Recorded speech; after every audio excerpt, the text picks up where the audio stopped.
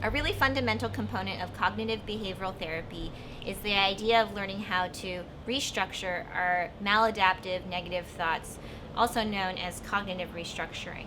When we're talking about cognitive restructuring, it's not just thinking positively. So somebody might say to us, "Oh, don't be so negative, just think positively." Comments like that are usually not very helpful, especially when we're the ones feeling stressed or down about a particular situation. The benefits of learning how to restructure our thoughts, though, can be very wide. It can lead to better sleep, more enjoyment and pleasurable activities, better communication, and really reduced distress. So how do we know that we need to do this? If we're feeling depressed or low or anxious or stressed over a long period of time, if we're having trouble really balancing our thoughts, if we do find ourselves going down sort of a negative spiral in the way that we react to certain stressors in our lives, cognitive restructuring can be really helpful in terms of just allowing us to build awareness, slow the process down a bit, and really find ways to be strategic and effective in terms of rebalancing the way that we think about certain stressful situations in our lives. Cognitive restructuring requires us to go through three very specific steps. The first is to raise awareness of what are our automatic negative thoughts. The second is to evaluate those thoughts to really understand how we can go about strategically, specifically rebalancing those thoughts.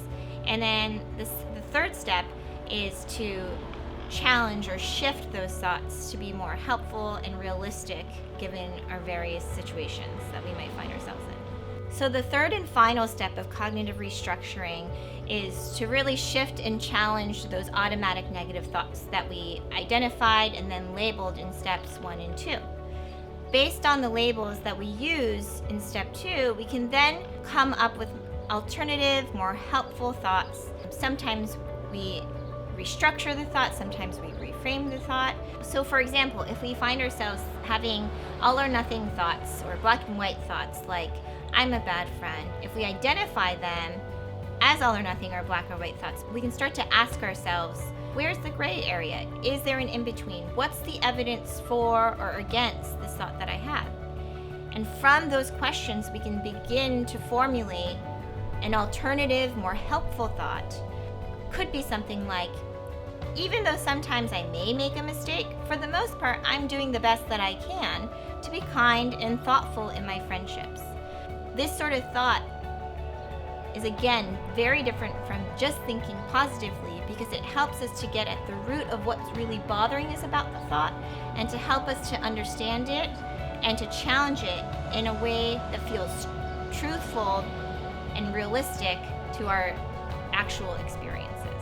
Of course, going through all the steps of cognitive restructuring can be really difficult to do on our own because it's much harder to see and hear and understand all the things that we're thinking and feeling all at once, especially when we're feeling anxious or depressed.